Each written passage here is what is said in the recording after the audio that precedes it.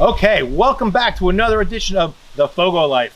What is Ron doing with a drill, a knife, fire? We're using all my favorite things today. We got a special treat. We got these monster tomahawks. Now you saw us season up the cotton gin smoker. Now we're gonna cook in it. This is the fun part. This is what I like, okay? So we got these three massive tomahawks here. They're about 3 pounds each. We're gonna drill a hole in the bone. We're gonna hang them in there. We're gonna cook them like that. And we're gonna eat like kings today. I can't wait. Here's how we're going to do it. Since we're going to be hanging these tomahawks in the cotton gin, the first thing we have to do is drill a hole in each of the bones to put the hook through. We need some place to hang it from. Always be very careful when you're doing this. You do not want to put the drill bit through the bone and into your hand. That's a big no-no. For today's cook, we're going to be using the award-winning FOGO steak rub. The delicious blend of herbs and seasonings is second to none, not to mention the beautiful color it's going to give the outside of your steak before it's even cooked. The black color from this rub comes from what's known as activated charcoal. It's actually healthy for you, and like I said, it gives the steak a beautiful appearance even before it's cooked. Once it's done, that black outside crust with the pink inside, oh, it makes such a beautiful presentation. Now, you want to make sure that you're giving a really good coating of this rub. You want it on the tops, the fronts, the sides. You want it everywhere. Cover the steak completely. You don't have to load it on there, but give it a decent coating. Between the incredible taste from the rub and the great taste from the FOGO charcoal and the cotton gin, these USDA prime tomahawks are going to be outstanding. I cannot wait till these are done to dig into them.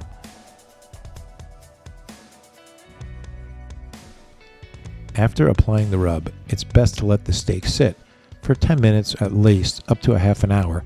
This way the juices can come out of that meat, grab that seasoning, and then pull it back in. It'll make a huge difference in your steaks. Whenever possible, you'd like to let your steak sit on the countertop to get to room temperature. This will allow the steak to cook more evenly and give you a much better overall finished product. An easy way to get the rub on the sides of the steaks is to lay it in a tray or a plate and actually roll the sides of the steak right through it. This will help it adhere and press it into the steak for better overall coverage. Now that they're fully seasoned up, we're ready to hang them. Let's put the hooks in the bone of each one and get them ready to go into the cotton gin.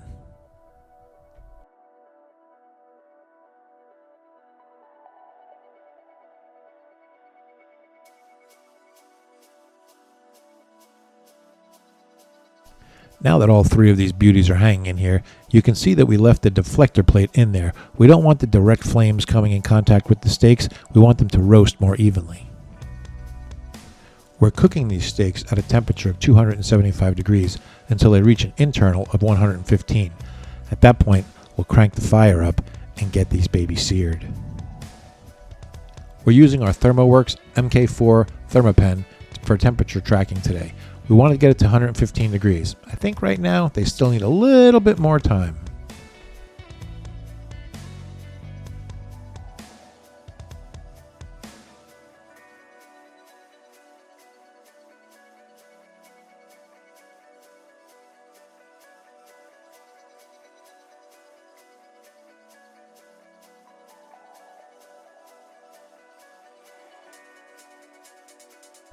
Now, this wasn't exactly what we were going for here, but it looked just way too cool to not show you.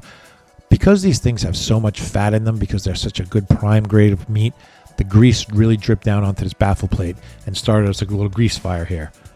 We didn't want it, but man, does it look cool. Okay, we have reached our temperature of 115 degrees internal, so let's take these babies off, open up these vents, and crank the fire up so we can reverse sear them.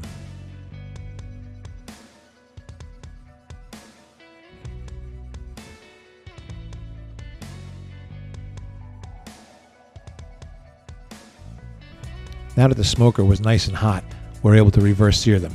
What we're doing is dropping the steaks right onto the deflector plate because it's searing hot. We're going to give it about a minute per side just to set that crust beautifully and give it a really nice char.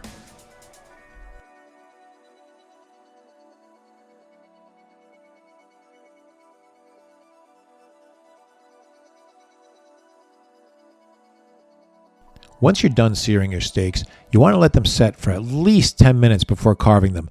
This will allow all of the juices to reabsorb and recirculate through the meat, and you don't cut into it and have a plate full of juices on your cutting board.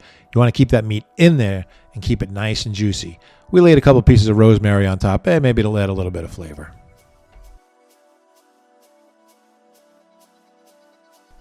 Our first step is to actually cut this right off of the bone so we just have our steak itself to work with. What I like to do is cut off this outside ring, which is called the spinalis.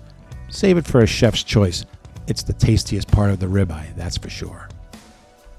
As you can see, by cooking it to 115 degrees, letting it sear really hot for a minute or so per side, and then letting it rest for 10 to 15 minutes, gives it a beautiful pink inside, and that FOGO rub and the char gives it a gorgeous black outside. And that, folks, is our triple tomahawk reverse sear video in the cotton gin. We had some technical difficulties, so stay tuned after this and you'll see some bloopers. We don't have any audio from Sebastian and I talking. Craziness. Anyway, we hope that you've enjoyed. This was a fun video to make, a delicious meal to enjoy, and a fun cook in the cotton gin. Remember, please hit subscribe to our channel. Hit like on the video. Give us a little thumbs up. Leave us a comment. Tell us what you think. Tell us if you like tomahawks. Tell us if you don't like tomahawks. We're easy. Anyway, thanks so much for tuning in for another week of the FOGO Life, and we'll see you next time.